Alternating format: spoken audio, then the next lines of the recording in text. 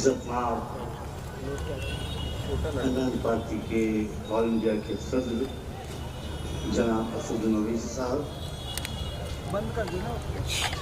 हमारे दोस्त वसीम मुखालफत, अहमद बाला साहब, मेरे मोहसिन बदरू भाई, मेरा दूसरा मोहसिन रब्बानी भाई, क्योंकि नाम मैंने बहुत जरूरी सुना से ऊपर है, इसके लिए मस्का पाए लगा के काम चला। मेरा असलम भाई भी है, रफीक भाई भी, बहुत से लोग हैं यहाँ पर।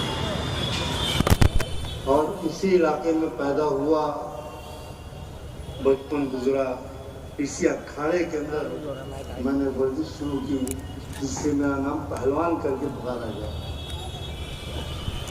इसी वायमसी ग्राउंड के अंदर मैंने जिंदगी के बहुत ही अच्छे दिन गुजारे। कहने का मतलब ये, आज मेरी उम्र जो है जाने वाली है और आप आने वाले थे। मैं एमएलए बना, नगर सेवक बना, तुम्हारी भाभी नगर सेवक बनी, फिर मैं नगर सेवक बना। जिंदगी की सारी खुशियां आपने बिछोड़ में डाल। मैं बहुत मुतमईन हूँ अपनी जिंदगी से,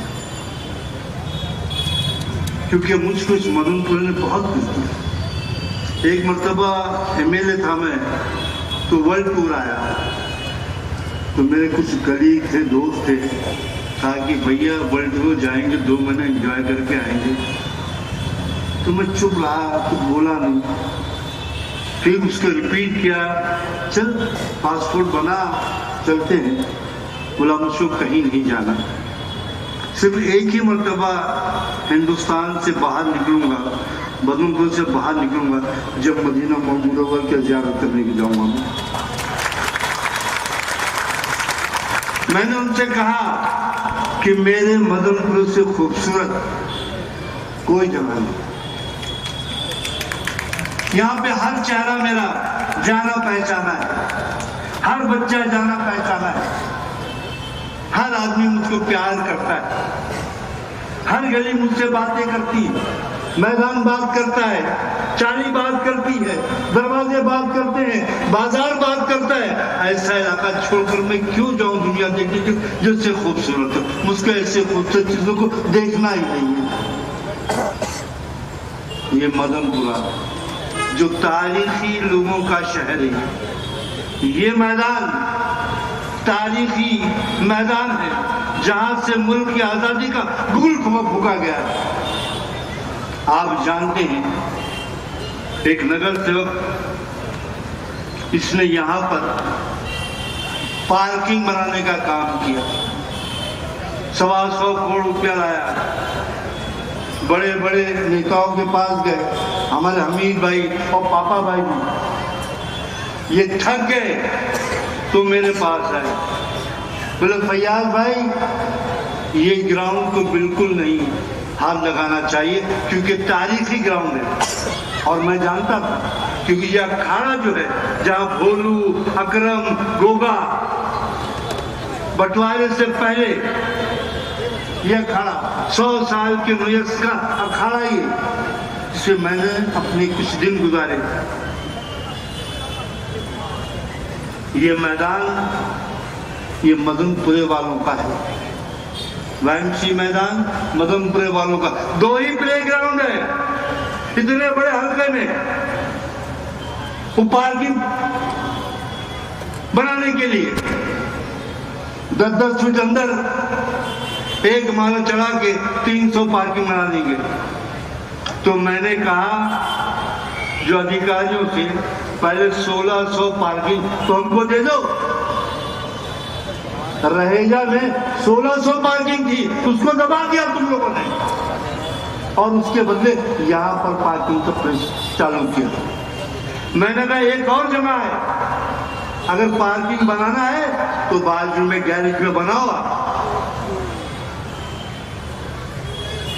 यहाँ पर 500-5000 गाड़ियां पार्क हो सकती हैं। इस ग्राउंड से बड़ा ग्राउंड है, तल्ले पे तल्ला, तल्ले पे तल्ला, तल्ले पे तल्ला, बनाओ पार्किंग। ये ग्राउंड के पीछे क्यों पड़े हैं आप? मैंने आंदोलन चलाया, यहाँ के नौजवानों को साथ में लिया, तो यहाँ के जो नगर सेवक थी उनकी हालत खराब हो गई। उन्होंने अपने प्रपोजल को वापस लिया, तब जाकर ये ग्राउंड बचा। ये मेरे बच्चों के लिए है, और जो भी आंख लगाएगा या हाथ लगाएगा तो न उसका हाथ रहेगा न उसकी आंख रहेगी। मेरी उम्र पे मत जाना। 2016 में 180 रात मदनपुरे के चौराहे पे जाकर हर उस आदमी को जो ड्रग्स बेचता था उसका मैंने क्या हाल किया, जरा उससे पूछ लेना। जो चीजें मेरे बच्चों को नुकसान पहुंचाएगी, मेरी कौम को नुकसान पहुंचाएगी, मेरे समाज को नुकसान पहुंचाएगी, मेरे मुल्क को नुकसान पहुंचाएगी, फैयाज अहमद उसके खिलाफ था, है और रहेगा। आज विधानसभा का इलेक्शन होने जा रहा है, मुझको नहीं लड़ना था। अल्लाह ने मुझको बहुत प्यार दिया, बहुत प्यार दिया, मुझको नहीं लड़ना था।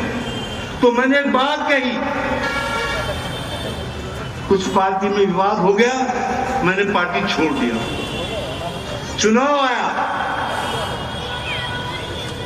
दोनों पार्टी के लोगों से मैंने कहा कि मुझको लड़ना नहीं है। आपसे एक अपील है, आपसे गुजारिश है, आपसे निवेदन है, यहाँ पर 47% मुसलमान हैं, और जिसने आपको बगैर चू चरावा किए, बगैर पैसा कौड़े लिए, बगैर मेहनत किए आपको हमने भरपूर वोट दिया। हमारी बहनें सुबह सुबह अजान के बाद सब पहुंच गई पोलिंग बूथ पर, भूखी प्यासी। हमारे बुजुर्ग नमाज पढ़ने के बाद पहुंच गए और अपना अपना वोट इंदराज किया। और हमारी बदौलत, मदनपुरे की बदौलत एमपी जी अपनी सीट जीते। हमने सारी बातें भूल गया, सीने पे पत्थर रखा हमने, क्योंकि आप वही शख्स हो जिसके आका ने कहा बाबरी मस्जिद हमने गिराई, मुझे गर्व है। औरंगाबाद का नाम आपने बदला संभाजी नगर, संभाजी के नाम से वो गुरेज हुई। लेकिन जब कोई शहर बसता है तो बसाने वाले का नाम होता है। आप बनाओ दूसरा शहर, उसको नाम दो, जो चाहे नाम दो। तुमने नाम बदल के तारीख में इंटरफेयर किया है, और अल्लाह ना करे कि तारीख पलटेगी, तुम्हारा नाम पड़ जाएगा। तो मेरे अजीज दोस्तों, साथियों, अभी कुछ दिन पहले वो नाटा, क्या नाम है उसका, नीतीश राणे, नीतीश राणे।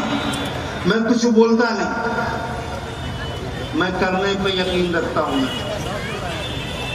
मैं मदनपुरे वाला हूं, ज्यादा बोल बचन आता नहीं मुझको, टाइम के ऊपर काम बताना अपना काम है। 2012 याद दिलाता हूं मैं, क्या हुआ था एमआरसीसी में, वही फैयाज हूं मैं। और दुआ करना दोबारा मेरा सामना तुमसे ना हो, और इंशाअल्लाह असेंबली के फ्लोर पर जिस दिन आमना सामना होगा उस दिन आप सेकेंड डे की तारीख देखना और हेडलाइन देखती मिलेगा। और मैं जो बोलता हूं मैं वो करता हूं मैं, और जब जब बोला हूं, जब जब किया हूं मैं। आज मैं 64 का हो गया हूं। मेरी बहन बोलती की डायबिटीज है, क्यों झूठ बोल रही है, सच बोलती। एक उम्र के बाद इंसान की जिस्म उस लायक नहीं होती, लेकिन मदनपुरे वालों का एहसान है। इतना प्यार, इतना मोहब्बत। किसी पद पे ना रहूं मैं, जिस जगह चला जाऊं, अरे हमारा बेटा आ गया, भाई आ गया, चाचा आ गया, मामू आ गया, खालू आ गया, दादा आ गया, इन चीजों से मुझको नवाजा जाता है। और ऐसा जगह, ऐसा मोहल्ला, ऐसी गली, ऐसा घर छोड़ के क्या गोल टूर करने जाऊंगा मैं? कोई जा सकता है क्या? वहां पे पराया देश, पराया, कोई ना चाचा बोलेगा, ना कोई मामू बोलेगा, कोई दादा बोलेगा, ना खालू बोलेगा, जाके घूम के चले। अरे यहाँ पर आओ, मधुपुरा देखो, झूला मैदान देखो, वामसी मैदान देखो, जिम्नेशियम देखो, बास्केटबॉल फील्ड देखो, फुटबॉल फील्ड देखो, आप बाजार देखो, गलियां देखो, घर देखो, मोहल्ले की तहजीब देखो, मोहल्ले का कल्चर देखो आप, तब तो याद आएगा कि मदनपुर आई है।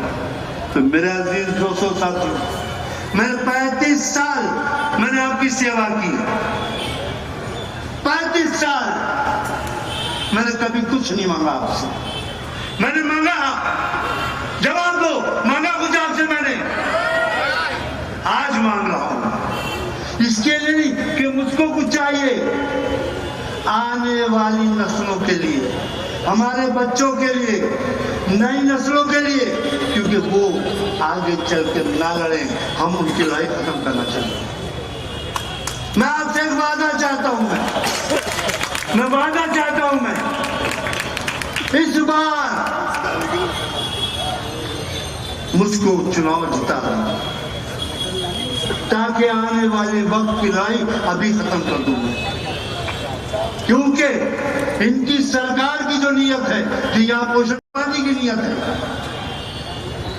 तो मैं कह रहा था बीच में भटक गया रास्ते से, कुछ वजूहात के बुनियाद पर मैंने कहा कि आप किसी मुसलमान को टिकट दो,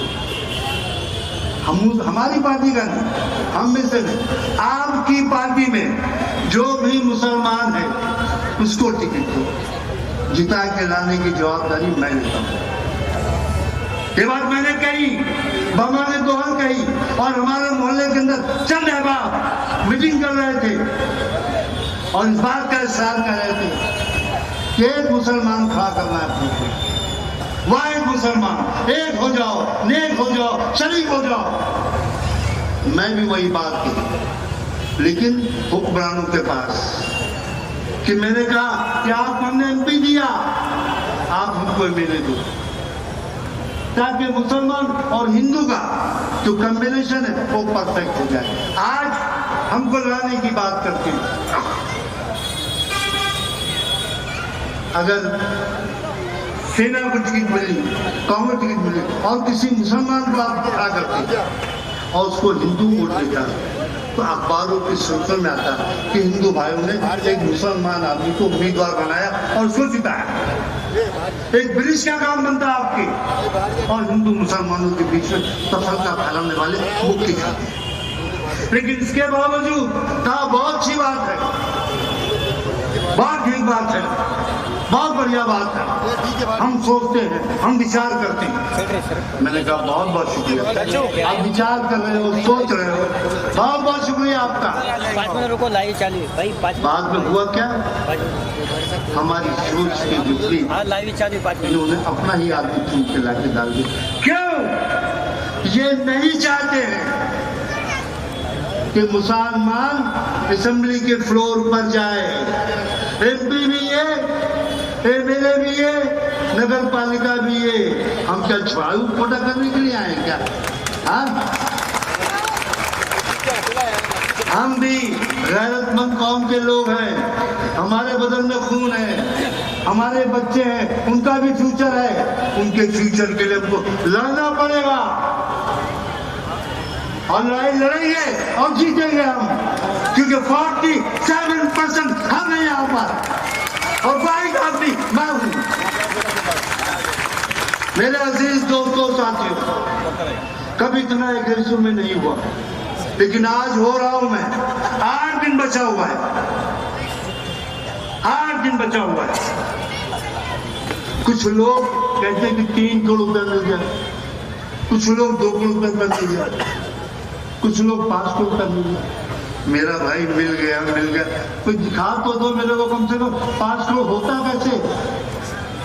मेरा घर यहीं पर है, मेरा मोहल्ला यहीं पर है, मेरी गली वहीं पर है, मेरी ऑफिस ही वहीं पर है। एक मरतबा आदमी नगर सेवक बनता है, घर बदल जाता है, उसका मोहल्ला बदल जाता है, अहबाब बदल जाते हैं, मेरा सब वही है। मेरा भाई, मेरे अजीज दोस्तों साथियों, वक्त का तकाजा है,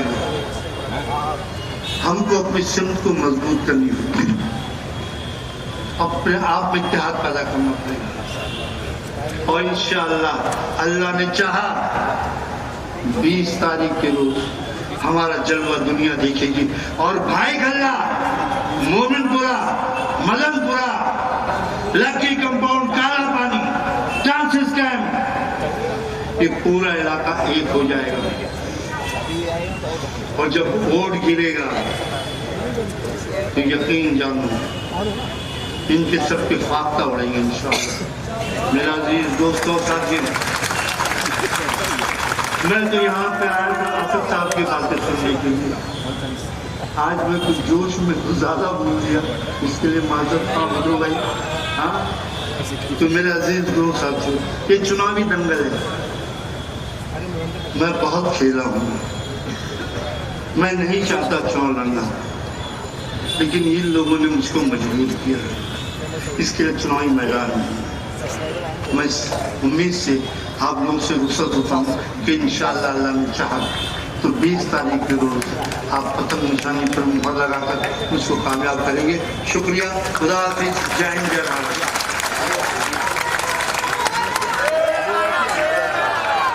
कांग्रेस, इम्तियाज जलील ने आवाज उठाई, औरंगाबाद में इम्तियाज जलील ने कहा कि फुला तारीख तक अगर इस शख्स को गिरफ्तार नहीं किया जाएगा तो हम औरंगाबाद से गाड़ियों का जुलूस लेकर मुंबई तक जाएंगे। सबने समझा रहे ड्रामा है, सियासी ड्रामा है। बाज जुम्मनों ने कहा, बाद हमारे पास जुम्मन बहुत हो गए हमारे पास, ये जुम्मन ने कहा पब्लिसिटी के लिए करना, पुलिस घर में बिठा देगी उसको। बाद बड़े बड़े लोगों ने मुझे फोन किया, बोले ये क्या करने जा रहे हैं असद साहब, दंगा हो जाएगा। मैंने कहा मौलाना दंगा नहीं होगा। बोले कैसे गारंटी देंगे? बोले मैं बोला गारंटी मेरी है, मोदी की नहीं है। हमने कहा एहतजाज होगा और एहतजाज हुआ, लोग जमा हुए तो औरंगाबाद के पुलिस के आला अहदेदार इम्तियाज जलील के पास गए और बोले क्या कर रहे हैं? इम्तियाज ने मुझे फोन किया, मैंने कहा तुम पुलिस से बोलो कमिश्नर को, अगर तुम मुझे थाने को जाने नहीं दोगे तो मैं ये पूरी गाड़ियां लेकर, क्योंकि उस वक्त उस दिन औरंगाबाद में अमित शाह देश के गृह मंत्री थे, बोले हम उनके पास चले जाएंगे। तो बोले नहीं आप चले जाओ। 10,000 गाड़ियों के साथ काफिला निकला। जो लोग ये समझ रहे थे कि महाराष्ट्र का अल्पसंख्यक समाज का मुसलमान एहतजाज नहीं कर सकता पुरअमन, हमने उन सबको गलत साबित किया। मैं लाखों सलाम करता हूं आप लोगों को जो आप लोगों ने हिस्सा लेकर उस एहतजाज को कामयाब कर अपनी तारीख रकम कर दी। अल्हम्दुलिल्लाह। आज आकर बोलते हैं वोट काट रहे हैं, फुला कर रहे हैं। अरे तुम्हारे मुंह में अल्लाह ने जबान दी थी, तुम भी एहतजाज कर सकते थे। नहीं हम जाके पुलिस में कंप्लेन करें। अरे पुलिस में कंप्लेन तो 12वीं पास बच्चा भी कर सकता है। तुम तो दावा कर रहे थे ना नेता होने का, कायद होने का, रहबर होने का। जब रहमतुल्लाह अलमीन का मामला आया तो तुम पीछे हट गए। मेरे अजीज दोस्तों और बुजुर्गों, समझिए नुमाइंदे की जरूरत है। आपके वोटों से आपका मुंतखब शुदा नुमाइंदा होगा, वो आपके लिए लड़ेगा, आपके लिए जद्दोजहद करेगा। इल्जामात तो मंजिल पर लगते रहते हैं। अब ये आपके महाराष्ट्र के deputy chief minister Fadnavis Aurangabad को आके बोले सुन ले असदुद्दीन ओवैसी, सुनो देवेंद्र फडणवीस, तुम अमित शाह और मोदी तीनों बैठकर भी मेरी जबान का मुकाबला नहीं कर सकते, याद रखो। अब बोले वोट जिहाद, कल तक लव जिहाद था, फिर जमीन जिहाद, फिर एक जॉब जिहाद, अब और जिहाद हुआ। अच्छा मोदी जी जरा बताइए और जिहाद का डेफिनेशन क्या है? अमित शाह बताओ और जिहाद का डेफिनेशन क्या है? तुम अयोध्या में हार गए, कैसे हारे? फडणवीस बोल रहे और जिहाद और धर्म युद्ध होगा, लोकशाही में लोकतंत्र में धर्म युद्ध होगा। अरे फडणवीस तुम कब तक हिंदू मुस्लिम करोगे? तुमने क्या काम किया बताओ ना? तुमने कुछ काम नहीं किया। तुमने डाका डाला एमएलएस को लूटने के लिए, तुमने एमएलएस की चोरी की। तुम सत्ता में नहीं आए मगर तुमने सत्ता को छीन लिया और बोल रहे ओ सुनो वैसी। मैं कह रहा हूं सुनो फडणवीस, तुम जिहाद के माने नहीं जानते। बोलते मालेगांव सेंट्रल में हम धूलिया की सीट मालेगांव सेंट्रल की वजह से हारे। अरे फडणवीस तुम तो 1819 में भी हारे थे, 1918 में भी हारे थे। मालेगांव के किले में जब तीसरी जंग हुई मुसलमानों मराठा और अंग्रेजों की, तो मराठाओं की फौज में मुसलमान थे जिन्होंने अंग्रेजों से मुकाबला किया। उन्होंने अपनी जानों को कुर्बान कर दिया। बल्कि उनके नाम आपके सामने कहना चाहूंगा ताकि नौजवानों को मालूम हो जाए कि उनके नाम क्या थे। उनके नाम में फडणवीस नहीं था, बाय द वे। उनके नाम में क्या था? सुलेमान शाह, इस्माइल अल्लाह रखा, शाबान भिकारी, बुद्धू फरीदास, अब्दुल गफ्फार। इनको फांसी पे लटकाया गया। अब्दुल्ला खलीफा और मोहम्मद अनवर को जेल में अंग्रेजों ने मार मार कर कत्ल कर दिया। फडणवीस सुनो, तुम ये समझते हो कि कोई तुम्हारे पैर के पास बैठ के बोलेगा आप सरकार है? अरे कोई सरकार नहीं है। बाबा साहेब अंबेडकर के संविधान ने फडणवीस को ओबीसी को बराबर कर दिया। कोई बड़ा छोटा नहीं है। बल्कि सुनो फडणवीस, मैं तुम्हारे से बड़ा हूं एतबार से, अल्हम्दुलिल्लाह। लव जिहाद। अच्छा फिर क्या बोल रहे प्रधानमंत्री? क्या बोल रहे हैं? नई बात करें, एक है तो सेफ है। मोदी जी कितना फेंकेंगे आप? पार्लियामेंट इलेक्शन में आपने कहा कि हिंदू बहनों के गलों से मंगलसूत्र निकालकर मुसलमानों को दे दिया जाएगा, हिंदू भाइयों की भैंसों को लूटकर मुसलमानों को दे दिया जाएगा, मुस्लिम औरतें ज्यादा बच्चे पैदा कर रही हैं। मोदी जी आपके वालिद साहब ने भी बहुत बच्चे पैदा किए थे, गलत किया था क्या? अमित शाह के कितने भाई बहने बताओ हमको? आप हमारी मां और बहनों पर इल्जाम लगा रहे। मोदी जी बोल रहे एक है तो सेफ है। अमित शाह इसको बढ़ाकर बोल रहे अब वक्फ की प्रॉपर्टीज डिक्लेयर कर दी जाएगी। अमित शाह, मोदी, फडणवीस, मैं मुंबई में खड़े होकर बोल रहा हूं, वो जो दुनिया का दौलतमंद आदमी है जिसके बेटे की शादी में मोदी जी आप मुस्कुराते हुए गए थे, वो यतीम खाने पर बनाई गई है मुसलमानों के। लो यतीम खाने की जमीन वापस लो। अमित शाह, फडणवीस, तुम नहीं लोगे क्योंकि तुम दौलतमंदों के घर में जाते हो शादी के लिए। तुम गरीब की बस्तियों से, गुर्बत से तुम्हारा कोई ताल्लुक नहीं। यतीम खाने की जमीन पर 21 करोड़ में बिल्डिंग बनाई गई। सुप्रीम कोर्ट में फैसला है, अभी केस चल रहा है। मेरे भाई, मोदी जी बोल रहे एक है तो सेफ है। 10 साल से सेफ नहीं थे हम लोग। मैंने उसका जवाब दिया कि अखंड है तो सेफ है, अखंड है तो सेफ है। हम अनेक है तो अखंड है। हमारी डाइवर्सिटी इतनी है इस मुल्क की। मगर खैर बहरहाल बहुत सी बातें इंशाअल्लाह ताला। मेरी आपसे एक ही गुजारिश है कि 20 तारीख के दिन, जहां तक मेरी आवाज अल्लाह पहुंचा रहा है, मेरी आपसे अपील है कि 20 तारीख के दिन एक एक वोट को इस्तेमाल करिए पतंग के निशान पर। अब आप मखरूज नहीं है। आपने अरविंद सावंत को वोट दिया नहीं दिया? दिया, आपने वोट दिया अरविंद सावंत को? हाथ उठाओ, कितनों ने दिया? कम दिए। अरविंद सावंत को पार्लियामेंट में इलेक्शन में प्यारे। अब आप कितने लोग देंगे फैयाज साहब को वोट बताओ? मां भी हाथ उठना, जरा दर्द हो रहा के हाथ में? हाँ, अब ये बाहर जाकर, हाँ बाहर से भी हाथ उड़ गया माशाअल्लाह, मगर बाहर जाकर भूल नहीं जाना, नहीं 15 तारीख से ये इबलीस के एजेंट आएंगे। फैयाज जीत गया तो गवर्नमेंट बनाता क्या? फैयाज मिनिस्टर बनता क्या?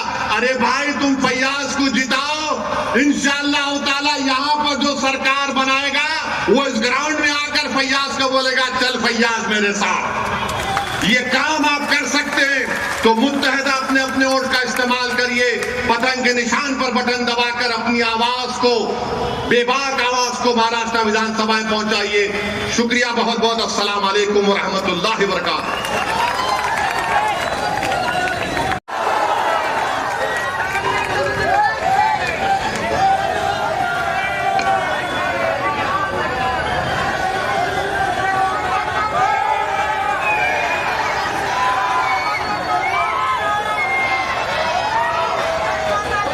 बिस्मिल्लाहिर्रहमानिर्रहीम।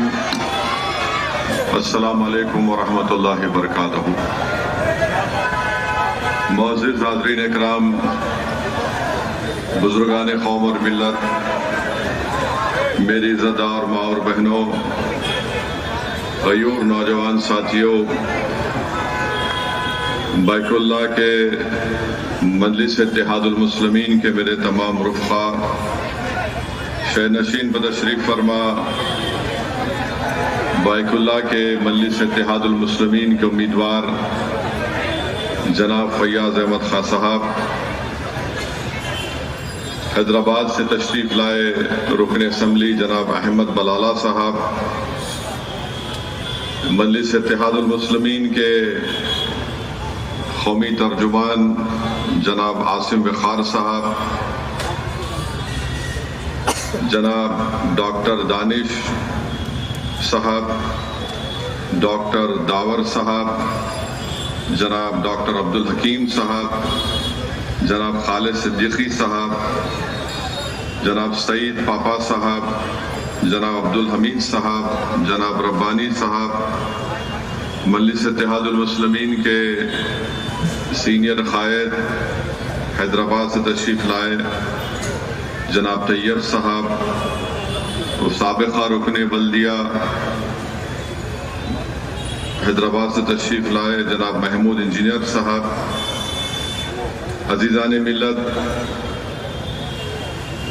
मैं आप तमाम का शुक्रगुजार हूँ कि आप लोग ने अपना कीमती वक्त निकाल कर आज जनाब फैयाज साहब के इस इंतखाबी जलसे में आपने शिरकत की। आज 11 नवंबर है और पूरे मुल्क में मौलाना अबुल कलाम आज़ाद की यौम पैदाइश के तौर पर मनाया जाता है।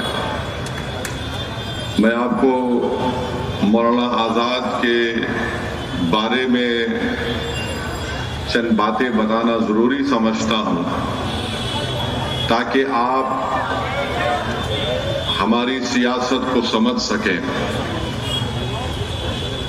11 नवंबर को मौलाना आज़ाद की पैदाइश के तौर पर मनाया जाता है।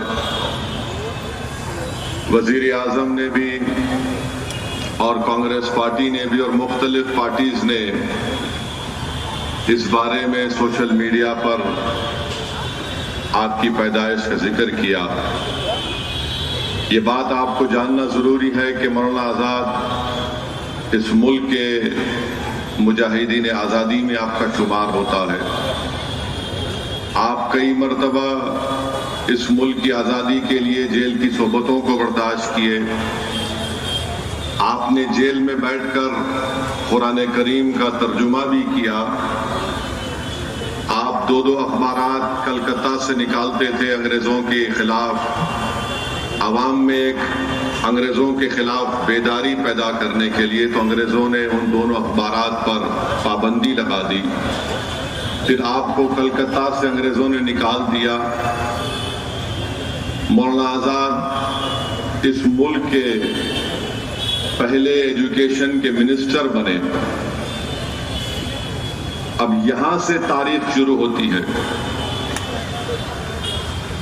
जब संविधान बनाया जा रहा था, उसको हम अंग्रेजी में बोलते कॉन्स्टिट्यूएंट असेंबली, और उर्दू में बोलते दस्तूर साज असेंबली। जब मौलाना आजाद, मौलाना हिफ्जुर रहमान साहब रहमतुल्लाह अलैह, आपको याद दिलाने के लिए कह रहा हूं कि संविधान बनने से पहले सेपरेट इलेक्टोरेट्स की एक लिस्ट होती थी, माने हलके अलग होते थे मजहब की बुनियाद पर। फिर आरक्षण मिलता था मुसलमानों को, मगर जब बात कॉन्स्टिट्यूएंट असेंबली में चले गई, मुल्क का विभाजन हुआ, पार्टीशन हुआ, जब मुल्क के दो टुकड़े किए जा रहे थे, तो ये बार बार जो ताकतें और तंजीमें इस मुल्क की सेकुलरिज्म के दुश्मन रही हैं, वो तंजीमें जो इस मुल्क की आजादी में अपना कोई रोल अदा नहीं किए, जैसा कि आरएसएस, वो बार बार भारत के सबसे बड़ी अक़लियत मुसलमानों पर इल्जाम लगाते हैं कि तुम्हारी वजह से मुल्क का विभाजन हुआ, तुम लोग इस देश को छोड़ के चले जाओ।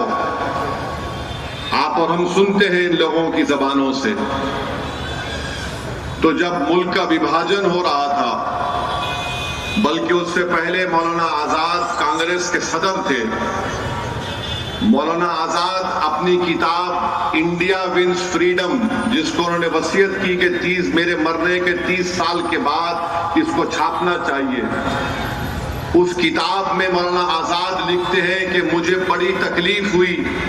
मैं ये समझ रहा था कि उस वक्त अंग्रेजों से जमाने में कैबिनेट प्लान मंजूर हुआ था कि कांग्रेस पार्टी उसको मंजूर करेगी, और मंजूर हो गया था। जब नेहरू कांग्रेस के सदर बने, पहले तो मौलाना आजाद को जब उन्होंने एक बयान दिया था इस बारे में, तो उनको मजबूर कर कर कांग्रेस की सदारत से हटाया गया।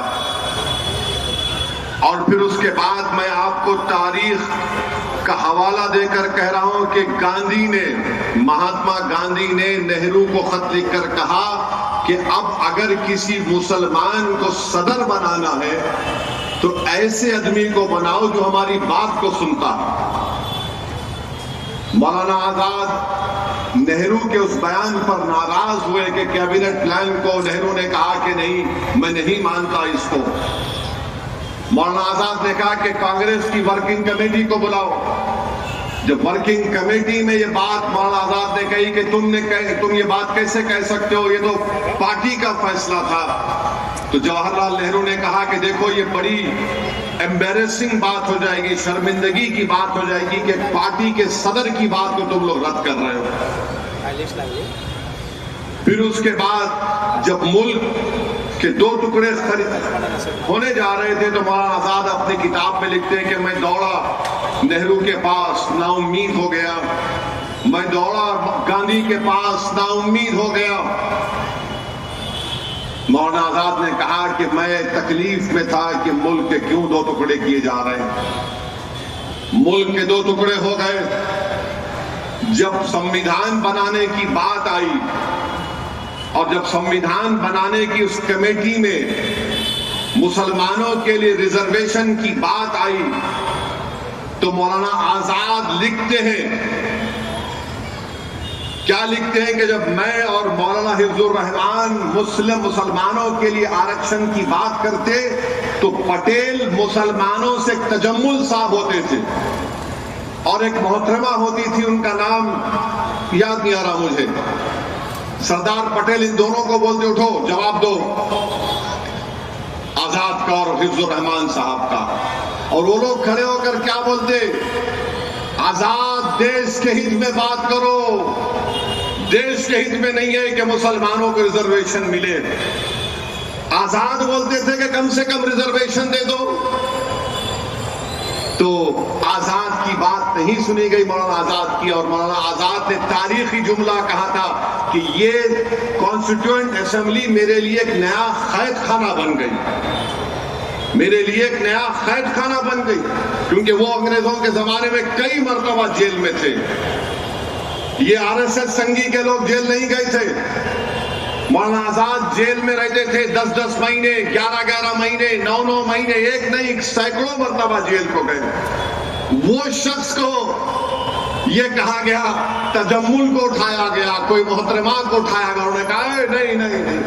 आज क्या होता है, आज अगर कोई मुसलमानों के लिए संविधान के दायरे में कोई बात करता है तो जिस तरह वहां पर तजम्मुल को उठाया गया था, ऐसे कई लोगों को उठाया जाता है। ये भड़काऊ भाषण दे रहा है, इसकी बात का यकीन मत करो। फिर मौलाना आजाद एजुकेशन के मिनिस्टर बन गए, तो एजुकेशन के मिनिस्टर जब वो बन गए, रिजर्वेशन की एक कमेटी थी, उसमें उस वक्त के नाम निहाद मुसलमानों को कमेटी का मेंबर बना दिया गया। और जब आरक्षण की बात आई तो कोई भी मुसलमान उस कमेटी में मुंह नहीं खोला, कोई मुंह नहीं खोला। ये मैं कहां से कह रहा हूं, के मुंशी के कागजात पढ़ेंगे तो आपको मालूम हो जाएगा। मौलाना आजाद 1 साल तक पार्लियामेंट में तकरीर ही नहीं किए, 1 साल तक तकरीर ही नहीं किए मौलाना आजाद पार्लियामेंट में, एजुकेशन मिनिस्टर थे। मेरे अजीज दोस्तों और बुजुर्गों, यही मुंबई की एक तारीखी शख्सियत जो आज नहीं है हमारे दरमियान में, जिनको मैं बहुत चाहता था, बहुत करीब था उनसे मैं, अब्दुल गफूर नूरानी साहब से, अल्लाह उनकी मग़फ़िरत करे।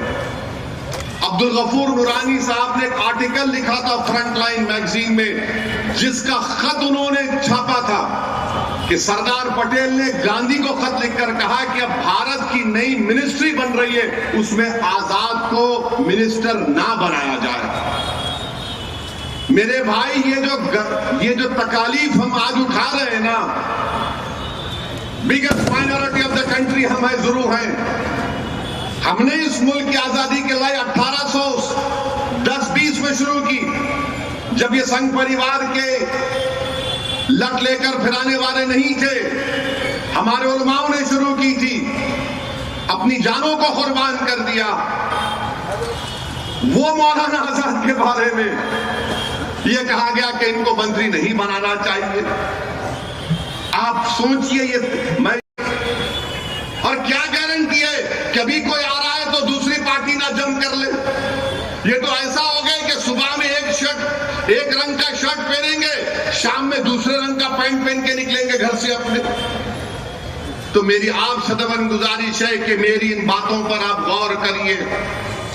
यहां से आपको अपने नुमाइंदों को कामयाब करना है, और जब बात नुमाइंदों की आती है, मैं बड़ी तकलीफ की आप लोगों के सामने अर्ज कर रहा हूं। बुरा मत मानिए, सच्चाई को बयान कर रहा हूं, मुझे माफ कर दीजिए। 20 साल के बाद 2019 में एक अल्पसंख्यक समाज का मुसलमान इम्तियाज जलील औरंगाबाद से खासदार बना, और जब 2024 का चुनाव आया तो पूरे मिल गए, दोनों शिवसेना मिल गए, दोनों राष्ट्रवादी मिल गए, पुरानी पार्टी मिल गई, हाँ बीजेपी मिल गई, पांचों मिलकर इम्तियाज को हरा दिए। सबका एक ही मकसद था, कोई भी जीत जाए मगर इम्तियाज ना जीते। 20 साल के बाद एक सांसद बना, एक एमपी बना, उसको हरा दिए। मैं आपसे अपील कर रहा हूं, उससे सबक हासिल करो। आप देखो किस तरह की नफरत महाराष्ट्र में हमारे देश में हो गई। 48 लोकसभा की सीट में एक ही पार्टी ने एक ही एमपी को रिपीट किया तो सबने मिलकर उसको हरा दिया।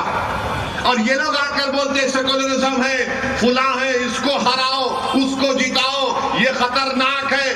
कल अभी बलाला ने कहा कि लोग हमारे जाकर 250 पे चले गए। ये गलती मत करो बायकुल्ला में। आप लोग बेझिझक बेखौफ होकर पूरे इत्मीनान और एतमाद के साथ आप मजलिस इत्तेहादुल मुस्लिमीन के उम्मीदवार को अपना वोट डालिए। और मैं आपको बता रहा हूं, ये ओवैसी की गारंटी है, फैयाज कहीं नहीं भागेंगे बल्कि भगाएंगे इन लोगों को इंशाअल्लाह ताला।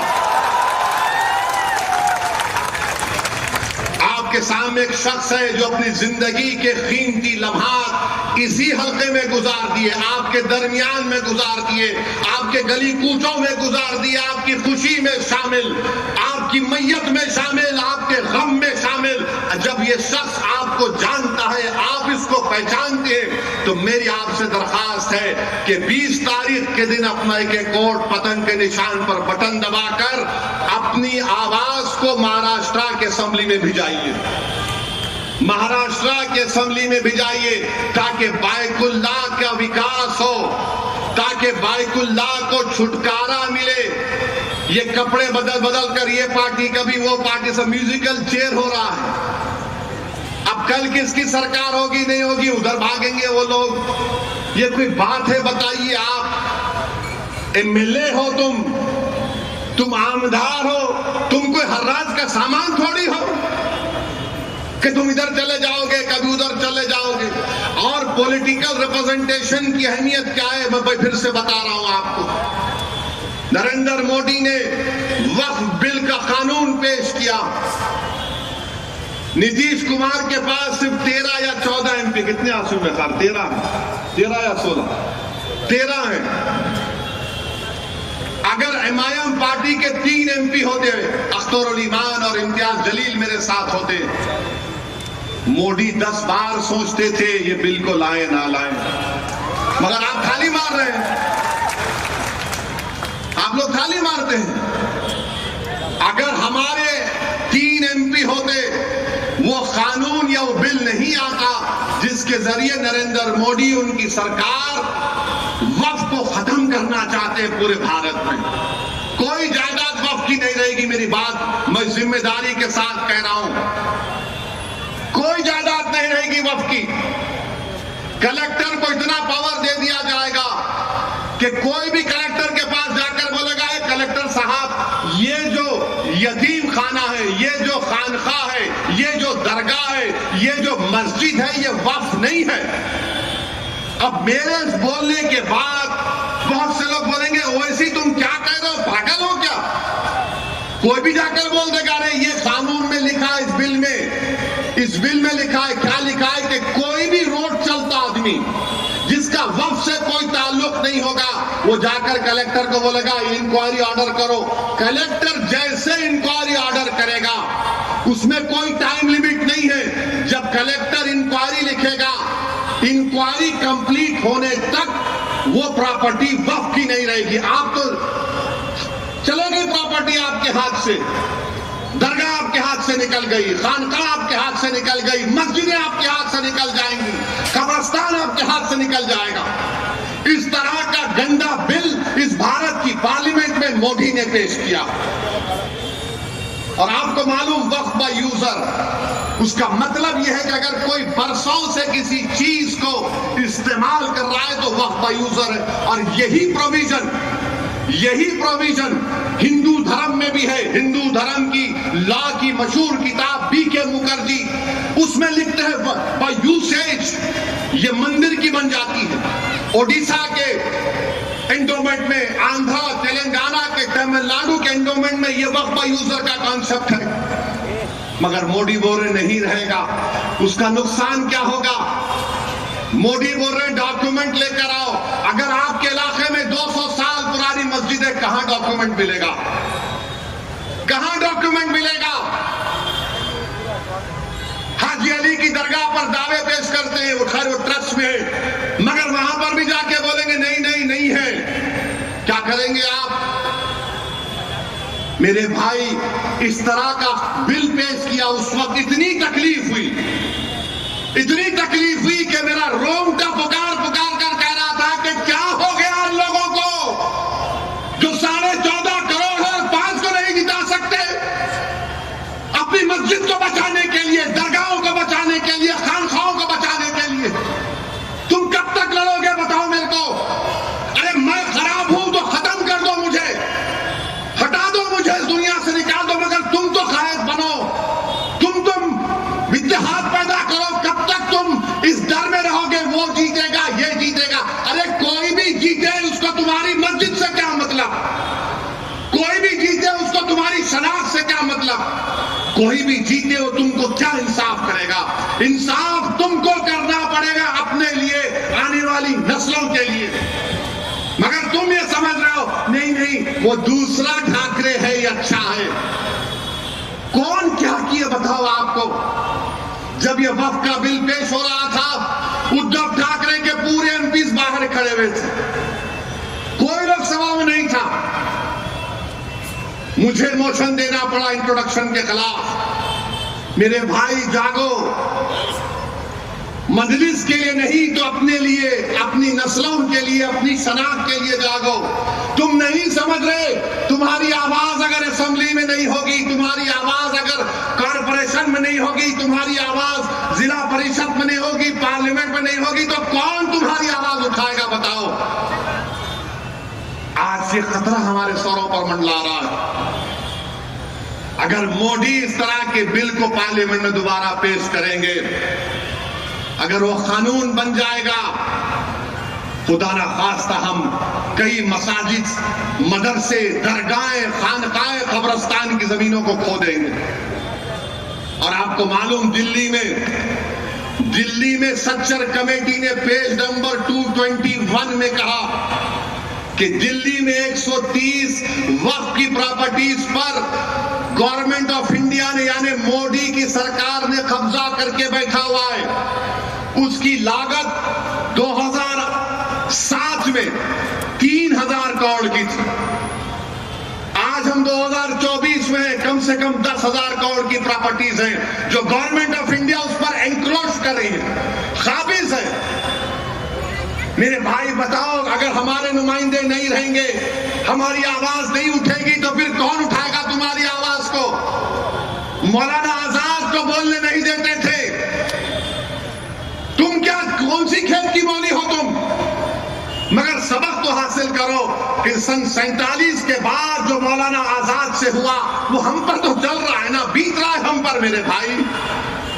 तुम क्या उस वक्त जागोगे जब तुम्हारे महलों की मस्जिद पर नोटिस लग जाएगी, this is not a Waqf property? तुम क्या उस वक्त उठोगे जब दरगाहों के सामने नोटिस लग जाएगी, this is not a Waqf property? तुम क्या उस वक्त उठोगे जब कब्रिस्तान में जाकर कह दिया जाएगा कि तेरे अब्बा की खबर पर तू शबे बारात के दिन आकर फूल नहीं जलाएगा, ये वक्फ प्रॉपर्टी नहीं है? तुम उस वक्त रोगे, तुम उस वक्त जागोगे जब कयामत का सूर फूंका जाएगा। ये वक्त है उठने का। 20 तारीख के दिन अपने सबूत दो अपनी जिंदगी का, अपनी क़यादत को बनाओ, अपने नुमाइंदों को कामयाब करो। यकीनन हराओ मोदी को, यकीनन हराओ शिंदे को, बल्कि अगर ताकत है तो काट कर फेंको इन लोगों को। मगर याद रखो, याद रखो, याद रखो, सियासत में शहादत का कॉन्सेप्ट नहीं है। अल्लाह की राह में शहादत है तो जन्नत है, सियासत में जिंदा रहना है। तुम जिंदा रहोगे तो नेक अमाल करोगे, तुम जिंदा रहोगे तो काम करोगे। फैयाज भाई बहुत अच्छे हैं, हमेशा हम पुकारे तो आ जाते। कब तक आएंगे फैयाज? अगर फैयाज तुम्हारा आमदार बनेगा तो फैयाज ताकतवर नहीं, तुम ताकतवर होगे, तुम ताकतवर होगे। तो मेरे अजीज दोस्तों और बुजुर्गों, एक और मिसाल देकर बात को खत्म करता हूं। एक शख्स महाराष्ट्र में अल्लाह के रसूल सल्लल्लाहु अलैहि वसल्लम की शान में गुस्ताखी करने की कोशिश की। कोई रहमतुल आलमीन की शान में गुस्ताखी नहीं कर सकता, ये मेरा ईमान है। कोई नहीं कर सकता। जिसके लिए जमीन और आसमान बनाई गई, अरे तू कौन है जो रहमतुल आलमीन है? इसने अनाब शनाब बकी कौन आवाज उठाए? उद्धव ठाकरे? कौन आवाज उठाए? शिंदे? अजीत पवार? इसलिए बता रहा हूं कि लोग मजलिस को गाली देते हैं, असदुद्दीन ओवैसी पर इल्जाम लगाते। एक एक बात सच कह रहा हूं, अगर कोई इनकार करेगा तो वक्त बताओ, मैं आता हूं डॉक्यूमेंट्स लेके, तुम सामने नहीं बैठ पाओगे।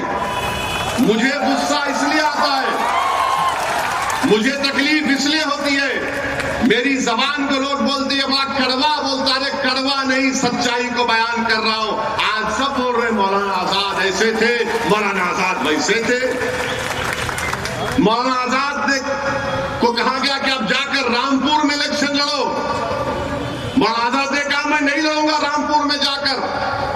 तो लोगों ने कहा जाइए आप। उन्होंने कहा क्यों? वहां ज्यादा मुसलमान हैं, आप जीत जाएंगे। ये पहला इलेक्शन पार्लियामेंट का। हम 2024 में यही हाल है नहीं है? बताओ मेरे को आप, यही हाल है, कुछ नहीं बदला। जहां पर मुस्लिम अकलियत की एम्पावरमेंट की बात आएगी, और उस जमाने के जो हमारे बड़े बड़े लोग थे, अल्लाह उनको उनकी मग़फ़िरत करे, वो लोग क्या बोलते थे? नहीं नहीं छोड़ो, सियासत छोड़ो, लीडरशिप की बात मत करो, हमारी तहजीब की हिफाजत होना चाहिए। आज मैं आपसे कह रहा हूं, तुम्हारी तहजीब की हिफाजत, तुम्हारे इबादतगाहों की हिफाजत, तुम्हारी शनाख्त की हिफाजत, तुम जिस तरह जिंदगी गुजारना चाह रहे हो उसकी हिफाजत, तुम्हारे औलाद का मुस्तकबिल, इसका ताल्लुक सियासी ताकत से है, सियासी नुमाइंदगी से है। अगर तुम्हारे पास सियासी ताकत नहीं होगी, तुम्हारे पास तुम्हारा कोई सियासी नुमाइंदा नहीं रहेगा, ना तुम्हारी तहजीब बचेगी, ना तुम्हारी इबादत गाहें बचेंगी, ना तुम्हारी शनाख्त बचेगी। ये उस वक्त की बात कर रहा हूं मैं आपको, 1947 की बात कर रहा हूं। मौलाना आजाद क्या लेकर गए इस दुनिया से? बताओ, जो लोग आज मुझे गाली देते हैं, ये बात सच है या नहीं है? बताओ मेरे अजीज दोस्तों और बुजुर्गों। लोग बोलते नहीं नहीं, मुस्लिम अकलियत अगर पॉलिटिकल लीडरशिप को बनाएगी तो देश के हित में नहीं है। अरे जालिमों, देश के हित में है मुस्लिम लीडरशिप। हर समुदाय का लीडरशिप होगा, मराठाओं का होगा, दंगरों का होगा, सब समाज का होगा, मराठाओं का होगा। मगर जब मुस्लिम एम्पावरमेंट की बात आएगी, नहीं नहीं नहीं नहीं, ये ठीक नहीं है। क्यों ठीक नहीं है? क्योंकि तुम हमेशा सरेंडर कर जाओ, सरेंडर कर जाओ, सबमिशन जो बोलते अंग्रेजी में। मेरे भाई, सरेंडर और सबमिशन से काम नहीं होता, आपको एक एजेंसी की जरूरत है, और वो एजेंसी का रूप आज मजलिस इत्तेहादुल मुस्लिमीन निभा रही है पूरे भारत की जमहूरियत में। इसीलिए नफरत करते, इसीलिए पसंद नहीं करते। अरे वो आजाद के बारे में तुमने क्या किया, जिसको नेहरू बोलते थे ये हमारे अमीर कारवान है, और उसी अमीर कारवान को कांग्रेस की सदारत से हटा दिए। अमीर कारवान बोलते थे जवाहरलाल नेहरू। उस जमाने में किसी की हिम्मत नहीं थी, मगर आजाद से ये कर दिए। अब मोदी का जमाना है, ये वो वजीर आजम है, और भी ऐसे दुम छल्ले हैं जो बोलते नहीं नहीं ऐसा नहीं, ऐसा हो जाएगा, फिक्र की कोई बात नहीं। याद रखो, जो 70 साल पहले गलती हमारे बुजुर्गों ने की थी, अगर वो सियासी लीडरशिप को बना देते तो आज हमको आरक्षण भी मिलता, आज हमारी सियासी क़यादत भी होती, हम जेलों में नहीं बाहर होते। आज हमारे नौजवान जेलों में सड़ रहे हैं, कोई पूछने वाला नहीं है। मेरे अजीज दोस्तों और बुजुर्गों, ये पैगाम मैं आपको आज देना चाह रहा था, मौलाना आजाद की यौम पैदाइश को सामने रखकर। मौलाना आजाद की बहुत सी बातें हैं, जब किसी और वक्त में इंशाअल्लाह बोलूंगा मैं, मगर इतना तो बोलूंगा कि सियासी लीडरशिप को बनाओ। मौलाना आजाद को लोग मजबूर कर दिए थे। सरजमीन दक्कन पर पुलिस एक्शन हुआ, पंडित सुंदरलाल की रिपोर्ट है, नेहरू लाइब्रेरी में जाकर पढ़िए। सुंदरलाल ने लिखा कि हैदराबाद में जो पुलिस एक्शन हुआ तो 40,000 से ज्यादा लोगों का कत्लेआम हुआ, और यही कांग्रेस पार्टी ने मौलाना आजाद को मजबूर कर दिया बोलने के लिए, हाँ ये तो एक्शन का रिएक्शन है। आपको मालूम, कभी आपने पढ़ा कि 1950 और 60 के दशक में 8 लाख बंगाली मुसलमानों को भारत से निकाल कर फेंक दिया गया था? तुमने पढ़ा कहीं पर? तुमको कोई नहीं बोलेंगे, मैं बता रहा हूं कब हुआ था ये। श्रीनगर में हजरत बल में नबी करीम सल्लल्लाहु अलैहि वसल्लम के मुंह मुबारक का एक वहां पर एक हादसा हो गया था। पूरे मुल्क में तूफान उठा तो 8 लाख को बाहर कर दिया गया। किसने निकाल दिया था? आसाम से जाओ डिटेंशन सेंटर में डालो इनको, बाद में नेहरू को वापस लेना पड़ा। अरे तारीख हम पढ़ते हैं। अगर हमारी जबान कड़वी है तो तुम्हारे जुल्म की वजह से है।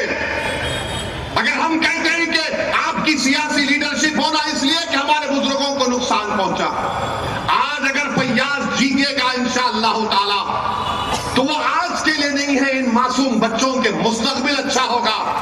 जो तकालीफ हम और फैयाज साहब और हमारे बुजुर्ग उठाए, कम से कम ये आने वाला जनरेशन, ये नस्ल उस तकालीफ को नहीं उठाएगा। तो मेरे अजीज दोस्तों और बुजुर्गों, मेरी आपसे नमन गुजारिश है कि आपको भी इस तारीख के दिन अपने के कोर्ट का सही इस्तेमाल करना है। अब आप जानते हैं कि हर पार्टी बोल रही है कि हम इतना दे देंगे, लाडली में उतना दे देंगे, हम फुला कर देंगे। ऐसा बोल रहे हैं जैसे अब्बा की दौलत लुटा रहे हैं वहां आवाम पर महाराष्ट्र की। अबे तुम्हारे बाप की औलाद नहीं है, तुम्हारे बाप की दौलत नहीं है ये। कोई जहेज में नहीं आया ये दौलत बांटने के लिए। कोई बोलता मैं ये कर दूंगा। आपको मालूम महाराष्ट्र में अभी खर्चा कितना है? महाराष्ट्र सरकार का खर्चा 5,32,000 करोड़ रुपए। 2019 में 3,35,000 था, बढ़ के माशाल्लाह शिंदे बोले मेरा क्या है, छोड़ना ले 5,32,000 करोड़ रुपए। अभी 2030 के आने तक महाराष्ट्र सरकार को उस कर्जे का 2,75,000 अदा करना है। तो ये लोग क्या करते हैं, अब 2,75,000 अदा करना है, मार्केट से 80,000 करोड़ उठाते, उसमें से आधा पैसा कर्जे में देते, आधा पैसा बोलते ले लूटो, खाजा का लंगर है लेके जाओ। मगर नुकसान किसका हो रहा है? गरीबों का हो रहा है, गरीबों का हो रहा है। कहां जा रहे पैसे आपको मालूम? किधर जा रहे पैसे आपको मालूम? गरीब को मिलता ही नहीं, नेताओं के जेब में पैसे चले जाते। 1-2 का 4 करते, दिखाते 20, 8 इनके पास, एक 6-7 दिखाने को फोटो गरीबों को मिलता। फिर आप जानते हैं कि मुंबई लोकल जो चलती है आपके पास, हाई कोर्ट का ऑर्डर मैं पढ़ा हूं। बैठ जाओ भाई, ये ब्लू शर्ट बैठो, भड़काओ भाषण हो रहा है, बैठो, डिस्टर्ब मत करो हमारे वोटर को। हमारा वोटर पूरी तवज्जो से सुन रहा भी बात को। मुंबई लोकल में बॉम्बे हाई कोर्ट ने कहा कि हमको शर्मिंदगी है कि इसमें सफर करने वालों को कैटल की तरह, जानवरों की तरह ट्रीट किया जाता है। 2023 में मुंबई लोकल पर 2,590 लोगों की मौत हुई है। मुंबई लोकल में 2,590 लोगों की मौत हुई है, 2,451 लोगों जख्मी हुए हैं। ये डबल इंजन की सरकार कैसे है कि 2,590 मर गए शिंदे, 2,590 लोग मर गए फडणवीस, तुम्हारा डबल इंजन और 2,500 लोग मर रहे। तुम क्या मारने के लिए इंजन हो या बचाने के लिए? हमको बताओ। फिर आप देखिए, आपके मुंबई की बस बेस्ट सर्विस है, 35 लाख गरीब लोग बेस्ट सर्विस को इस्तेमाल करते, 1,000 बसेस हैं। ये डबल इंजन क्या करना चाह रहे हैं कि आइंदा साल तक, आज बेस्ट के पास 1,000 बसेस हैं जो गरीब इस्तेमाल करता है, 2025 तक शिंदे और फडणवीस बोल रहे हैं जरूरत ही नहीं है, खाली 220 बस रखेंगे। किसका नुकसान होगा इसमें? उस बस में कितना देर इंतजार करना पड़ता गरीबों को बस आने के लिए। ये आपके बुनियादी मसले मसाइल हैं। ये प्राइवेटाइज करना चाह रहे हैं बेस्ट सर्विस को। तो मेरे अजीज दोस्तों और बुजुर्गों, ये मुद्दे हैं। अगर दोबारा ये सरकारें आएंगी, याद रखिए मुंबई में कोई जमीन खाली नहीं रहेगी। बोलेंगे ये तू ले ले, ये तू ले ले, तू माल बना ले, तू ये बना ले। माल के नाम पर माल जमा कर रहे हैं। और याद रखिए, मुझे तो खौफ है इतनी बड़ी जमीन खाली कैसे है। यहां पर आकर देख लिए होंगे, क्योंकि मोदी ये बोलते हैं कि मैं घर से ड्रोन भिजाकर देखता हूं हर चीज को। तो जाहिर है मोदी ड्रोन में देखे होंगे वो फोर्ट दारुल फैज, इतनी बिल्डिंगें, इतनी जमीन खाली है, मेरे दोस्त को मिलना चाहिए। आज जो बड़ी बड़ी बातें करते हैं बीजेपी शिंदे वाले, अरे 1,80,000 करोड़ के 2 प्रोजेक्ट गुजरात चले गए, फॉक्सकॉन का और टाटा एयरबस का। इन लोगों को शर्म नहीं आती कि यहां पर महाराष्ट्र में आएंगे। महाराष्ट्र अगर ताकतवर रहेगा, मुंबई भारत का फाइनेंशियल कैपिटल है, अगर वो ताकतवर रहेगा तो देश ताकतवर रहेगा। मगर बीजेपी के लोग बोलते नहीं नहीं नहीं, यहां से जो भी है निकालो, बाहर लेकर जाओ। और कर क्या रहे हैं? चोरी कर रहे हैं। ये मेरा एमएलए, ये तेरा एमएलए। ऐसा लग रहा है कि एमएलए का हराज हो रहा है महाराष्ट्र में कि बोल तेरी कितनी कीमत है, उन्हें बोला मेरी कीमत है, आजा ले ले आजा। फिर वोट डालने वालों की अहमियत क्या रही बताओ आप? आपने पिछले बार मंजलिस के, मैं बाइकुल्ला के वोटर से मुखातिब हूं, अभी आपने एमआईएम को वोट नहीं दिया, आपने किसी और को अपना वोट दिया। हम उस फैसले को मानते हैं, मगर जिस पार्टी को आपने वोट दिया वो दूसरी पार्टी में जाकर बैठ गए, तो बताओ तुम्हारा वोट की अहमियत क्या रही?